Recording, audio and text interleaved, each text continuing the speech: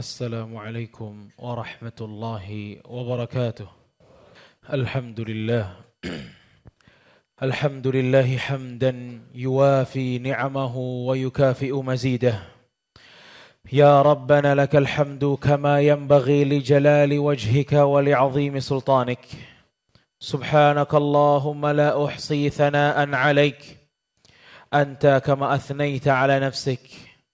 وأشهد أن لا إله إلا الله وحده لا شريك له وأشهد أن محمدا عبده ورسوله وصفيه وخليله خير نبي أرسله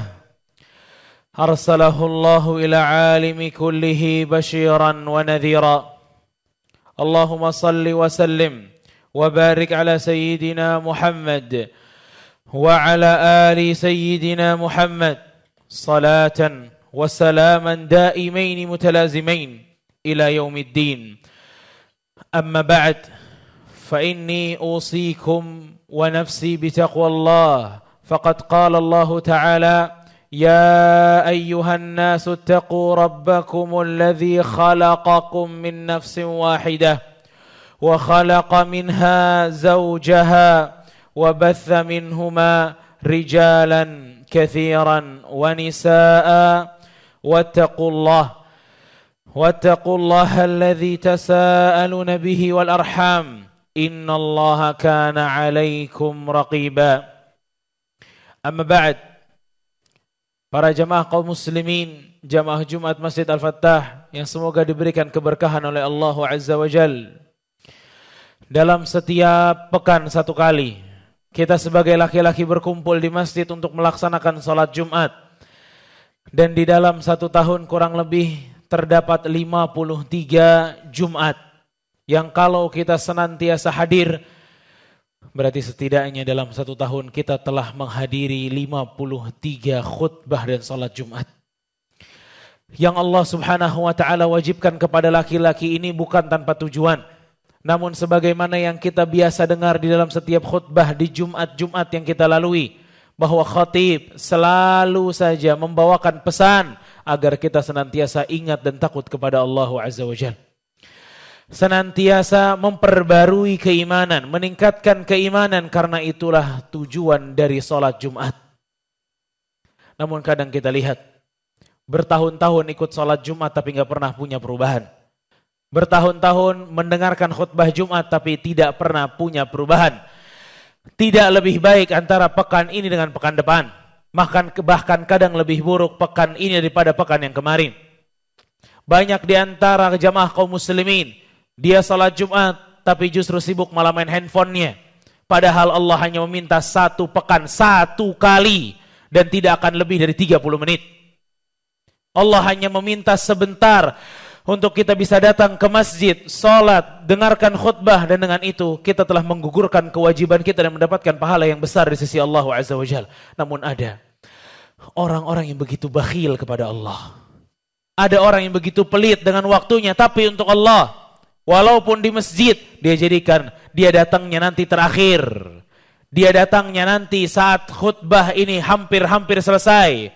Kalaupun dia datang di awal, dia sibuk dengan HP-nya. Kalaupun dia datang di awal, dia sibuk dengan tidurnya. Fala haula wala quwwata illa billah. Terus untuk apa tujuan sholat Jumat ini didirikan? Kalau bukan untuk kita mengambil pelajaran. Jamaah rahimani wa rahimakumullah. Sebagaimana yang telah dibacakan tadi, pada surat An-Nisa ayat pertama, Allah subhanahu wa ta'ala telah mengatakan kepada kita, wahai orang-orang, wahai segenap manusia, bertakwalah kalian kepada Rabb kalian, yang telah menciptakan kalian dari jiwa yang satu, dari manusia yang satu, yaitu Adam alaihissalam. Wa khalaqa minha zawjaha. Lalu diciptakan dari Adam istrinya, pasangannya. Wa batha minhuma rijalan kathiran wa nisaa. Lalu kata Allah, dari dua orang ini, Adam dan Hawa, pasangan ini, maka Allah ciptakan manusia demi manusia yang banyak dari kalangan laki-laki ataupun perempuan. Wattaqullaha alladzi tasaaluna bihi wal arham, dan bertakwalah kalian kepada Allah yang dengan itu kalian senantiasa saling meminta satu dengan yang lain dan saling menjaga silaturahim. Innallaha kana 'alaikum raqiba. Dan sesungguhnya Allah senantiasa menjaga dan mengawasi kamu. Para ulama mengatakan bahwa ayat ini menandakan kepada kita bahwa manusia diciptakan oleh Allah berpasang-pasangan. Allah Subhanahu wa taala di berbagai macam ayat, Rasul di berbagai macam hadis bersabda bahwa manusia ini berpasang-pasangan satu dengan yang lainnya. Bahkan berpasang-pasangan itu adalah fitrah bagi setiap manusia. Namun jamaah rahimani wa rahimakumullah, kita lihat banyaknya manusia yang berpasang-pasangan suami dan istri ini, maka sebagaimana yang dikatakan oleh banyak orang, tak ada gading yang tak retak. Pasti dalam setiap rumah tangga ada peluang konflik terjadi. Namun inilah Al-Quran dan inilah syariat Islam. Allah bukan hanya memerintahkan para manusia untuk bisa berpasangan dengan menikah yang halal. Dan Allah juga tahu biasanya di pernikahan tersebut pun terjadi peluang konflik yang besar. Allah Subhanahu wa taala telah mengajarkan kepada seluruh para suami untuk bisa menjadikan dirinya di dalam rumah tangga itu sebagai orang yang benar-benar memegang bagaimana manajemen konflik di dalam rumah tangga. Allah Subhanahu wa taala berfirman pada surat An-Nisa ayat 34. Allah mengatakan, wallati takhafuna nushuzahunna fa'idhuhunna wahjuruhunna fil madaji' wadribuhun fa in ata'nakum fala tabghu 'alaihinna sabila innallaha kana 'aliyan kabira. Allah mengatakan, dan para wanita-wanita yang kalian khawatirkan nusyuznya, perbuatan buruknya, maka nasihatilah mereka. Ini step yang pertama kata Allah. Nasihatilah mereka. Kalau mereka belum bisa dinasihati, belum berubah dengan nasihat, wahjuruhunna fil madaji', silahkan pisahkan ranjang Anda dengan ranjangnya dia. Jangan tidur bersama dirinya agar dia merasa kesepian. Yang ketiga kata Allah, kalau masih belum bisa juga, wadribuhun, silahkan pukullah istri tersebut. Fa in ata'nakum, namun kalau mereka sudah taat kepada kalian wahai para suami, fala tabghu 'alaihinna sabila, jangan menjadikan istri-istri kalian susah. Innallaha kana 'aliyan kabira, sesungguhnya Allah Maha tinggi lagi Maha besar. Di ayat ini jamaah rahimakumullah, Allah Subhanahu wa taala memerintahkan kita untuk menasihati para wanita. Inilah yang ada dalam sabda Rasulullah SAW yang mengatakan istausu bin nisa'i khairan. Senantiasa berbuat baiklah kepada para wanita. Bahkan Rasulullah SAW mengatakan rifqan bil qawarir. Lembutlah kalian dengan gelas-gelas kaca tersebut. Mudah pecah, lembut orang-orangnya. Maka fastausu bin nisa'i khairan. Maka berbuat baiklah kepada para wanita. Kalau tidak bisa, maka boleh dipisah ranjangnya kata Rasulullah SAW. Lihat, stepnya Islam tidak gegabah. Stepnya Islam tidak langsung kepada perceraian. Stepnya Islam tidak langsung kepada pemukulan. Tapi setelah nasihat, coba dipisah ranjangnya. Bahkan jamaah rahimakumullah, Rasul kita SAW menjelaskan, kalau kalian ingin mendiamkan istri kalian, maka ada aturannya. Kata Rasulullah SAW, wala tahjur illa fil bait. Gak boleh didiamkan kecuali hanya di rumah. Gak boleh kelihatan lagi di luar nyuekin istrinya. Gak boleh kalau lagi di luar tidak peduli dengan istrinya. Tidak boleh. Hanya boleh di rumah, kata Rasulullah SAW. Kalau terapi yang kedua ini pun belum berhasil, maka Allah mengatakan wadribuhun. Silahkan pukullah istri-istri kalian. Jamaah rahimani wa rahimakumullah. Memukul istri di dalam Islam adalah perbuatan yang diizinkan namun dengan aturan. Bukan seperti yang sedang viral sekarang, na'udzubillahi min dzalik. Dia memukuli istrinya sampai babak belur. Dia pukuli istrinya sebagaimana seakan-akan istrinya adalah seorang laki-laki yang kuat. Padahal istrinya hanya seorang wanita yang lemah. Bahkan orang ini memukuli istrinya di hadapan anaknya masih bayi, hingga bayi yang mungil itu pun kena pukulannya. Laki-laki apa seperti ini? Jamaah rahimakumullah, tahukah kita apa yang Allah Subhanahu wa taala maksudkan dengan wadribuhun? Pukullah istri-istri kalian sebagai bentuk terapi agar mereka mau baik kepada suaminya.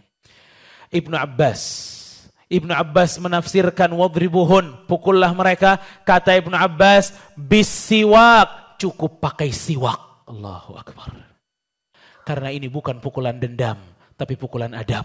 bukan pukulan azab, tapi pukulan untuk tarbiyah, bukan untuk menyakiti. Maka cukup dengan siwak, kata Ibnu Abbas. Bahkan Ar-Rawiyani rahimahullah, beliau mengatakan pukulannya cukup dengan tisu yang engkau lipat, lalu pukulkanlah kepada istrimu jika dibutuhkan. Bayangkan.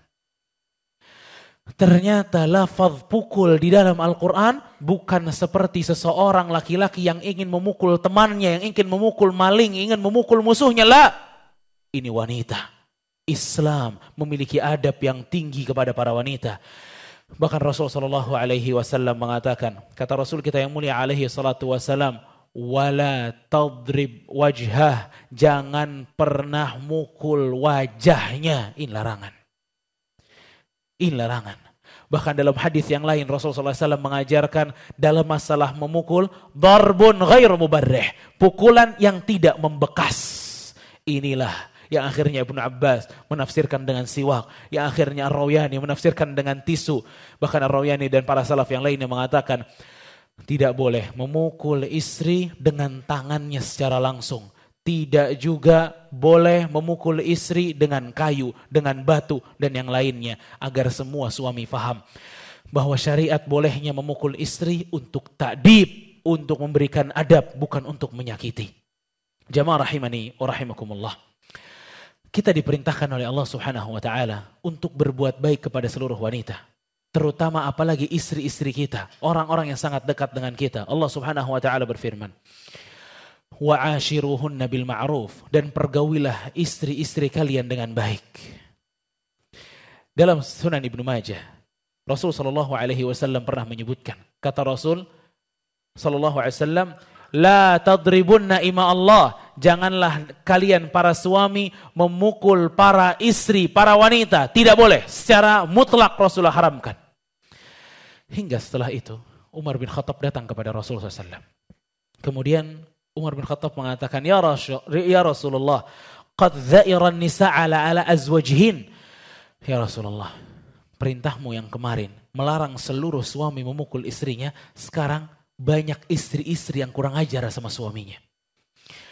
Dari perkataan Umar itu, akhirnya Rasulullah SAW merubah. Kata Rasulullah SAW, boleh kalian memukul istri-istri kalian, namun dengan aturan yang telah Allah Subhanahu wa taala atur, ghairu mubarrih, enggak boleh ada bekasnya, enggak boleh pakai pakaian atau sesuatu yang keras, tidak boleh memukul wajahnya, dan peraturan-peraturan yang lainnya.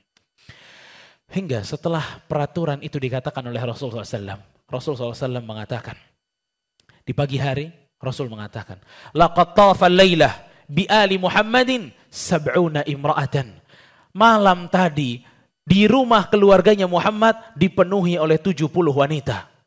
70 wanita itu kullu imra'atin tashtaki zawjaha, semuanya curhat sama Rasul sallallahu alaihi wasallam karena suaminya suka mukulin dia.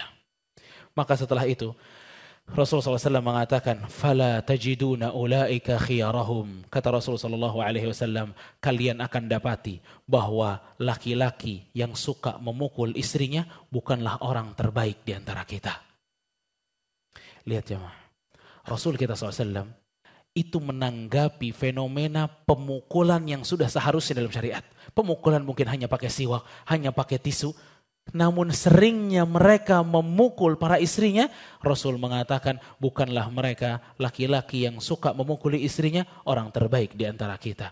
Dan jamaah rahimakumullah, Aisyah radhiyallahu taala anha mengatakan tentang suaminya Rasul kita yang mulia alaihi salatu wassalam. Aisyah bilang, ma daraba Rasulullah sallallahu alaihi wasallam khadiman lahu qat wala imra'atun lahu qat wala daraba biyadihi illa an yujahida fi sabilillah. Kata Aisyah, Rasul enggak pernah memukul siapapun dengan tangannya, tidak pembantunya, apalagi para istri-istrinya. Inilah panutan kita. Inilah Rasulullah sallallahu alaihi wasallam, panutan untuk setiap suami, karena suami terbaik adalah Rasulullah SAW. Laki-laki terbaik adalah Rasulullah sallallahu alaihi wasallam. Maka benar kata Rasul sallallahu alaihi wasallam, khairukum li ahli wa ana khairukum li ahli. Sebaik-baik kalian adalah yang paling baik kepada keluarganya, dan aku, kata Rasul, adalah orang yang paling baik terhadap keluargaku. Barakallahu li wa lakum fil Qur'anil azim wa nafa'ani bima fihi minal ayati wa dzikril hakim. Aqulu qawli hadza wa astaghfirullahu li wa lakum. Alhamdulillah Alhamdulillahil azizil ghaffar, al-wahidu al-qahhar, wassalatu wassalam ala nabiyyina Mustafa al-mukhtar, wa ala alihi al-adhar, wa ashabihi al-abrar. Amma ba'd. Jamaah rahimakumullah. Kasus KDRT yang sedang viral sekarang, saya yakin itu bukanlah satu-satunya kasus. Sampai di telinga saya pun berbagai macam kasus KDRT. Dan tidakkah laki-laki yang kerap memukuli istrinya dia berpikir, bagaimana kalau ibunya yang dipukuli oleh seorang laki-laki? Bagaimana jika putrinya nanti dipukuli oleh orang laki-laki? Bagaimana jika saudarinya nanti dipukuli oleh laki-laki? Babak belur. Bonyok di sana, bonyok di sini, luka di sana, luka di sini. Tidakkah mereka berpikir bahwa hal itu mungkin saja terjadi kepada keluarganya yang terdekat? Hingga dari kasus-kasus yang kita lihat dari pelanggaran-pelanggaran KDRT ini, na'udzubillah min dzalik, para wanita-wanita di antara mereka takut. Takut untuk mengadu kepada ayahnya, takut mengadu kepada tetangganya, takut mengadu kepada hakim, takut mengadu. Mereka berpikir bahwa jika saya laporkan kepada orang-orang, kepada orang tua saya, kepada kakak saya, bahwa suami saya kerap memukuli saya, nanti saya mengumbar aib suami saya. Ketahuilah ini boleh dalam Islam. Menyebarkan kezaliman seseorang agar kezaliman itu hilang boleh dalam Islam. Allah Subhanahu wa taala berfirman pada surat An-Nisa 148, la yuhibbullahu al-jahra bis-su' minal qawli. Allah tidak suka ada orang yang memviralkan suatu kezaliman illa man zulim, kecuali terzalimi, kata Allah. Jadi sebenarnya untuk para wanita yang terzalimi, dia boleh lapor kepada orang-orang yang kiranya bisa untuk menghilangkan kezaliman tersebut. Bukan termasuk menyebarkan aib, bukan termasuk ghibah. Dan inilah fatwa yang dibawakan oleh Syekh Shalih bin Utsaimin rahimahullah. Saat ada seorang wanita bertanya, wahai Syekh, bolehkah saya mengadu kasarnya suami saya ini kepada kedua orang tua saya? Apakah saya termasuk ghibah? Kata Syekh, la, itu diperbolehkan lewat surat An-Nisa ayat 148. Maka beberapa suami ada yang mengatakan kepada istrinya setelah memukuli istrinya, mengatakan kamu gak boleh lapor ke siapapun. Kalau kamu lapor berarti kamu telah menyebarkan aib suami. La kadzab. Ini laki-laki yang kurang ajar yang akan mendapatkan kezaliman di hari kiamat. Na'udzubillah min dzalik. Ikhwatah barakallahu fikum. Di hari kiamat nanti mungkin saja yang akan menyebabkan pertanyaan kita bertubi-tubi dari Allah, yang akan menyebabkan kaki kita tidak pernah bergerak, justru anak dan istri kita yang merasa terzalimi oleh diri kita sendiri. Faya ikhwatah, lihatlah Rasulullah SAW yang telah mencontohkan kepada kita bagaimana bermuamalah kepada istri-istrinya, dan tidaklah ada suami yang lebih baik daripada Rasulullah SAW. Jamaah rahimani wa rahimakumullah. Allah Subhanahu wa taala memerintahkan kepada kita satu perintah yang Allah mulai dengan dirinya sendiri, kemudian para malaikatnya, yaitu bersalawat kepada Nabi yang mulia alaihi salatu wassalam. Allah Subhanahu wa taala berfirman, innallaha wa malaikatahu yusalluna 'alan nabi ya ayyuhalladzina amanu sallu 'alaihi wa sallimu taslima. Wa qala sallallahu alaihi wasallam, man shalla 'alayya salatan wahidah sallallahu 'alaiha biha asyra. Siapa yang bersalawat kepada Nabi satu kali, niscaya Allah akan bersalawat untuknya 10 kali. Fa usalli wa usallim ala sayyidina wa habibina wa maulana Muhammad bin Abdullah وعلى آله وصحبه أجمعين. اللهم اغفر للمسلمين والمسلمات والمؤمنين والمؤمنات الأحياء منهم والأموات إنك قريب مجيب الدعوات يا قاضي الحاجات. اللهم أعز الإسلام والمسلمين اللهم أعز الإسلام والمسلمين ودمر اللهم أعداءك أعداء الدين يا رب العالمين. ربنا ظلمنا أنفسنا وإن لم تغفر لنا وترحمنا لنكونن من الخاسرين. اللهم اهدنا لأحسن الأخلاق ولا يهدي لأحسنها إلا أنت واصرف عنا سيئها ولا يصرف عنا سيئها إلا أنت. Ya Allah, berikanlah kami petunjuk untuk bisa berakhlak baik, dan tidaklah ada yang bisa memberikannya kecuali Engkau, dan jauhkanlah kami dari akhlak yang buruk, dan tidaklah ada yang bisa memalingkannya dari kami kecuali Engkau.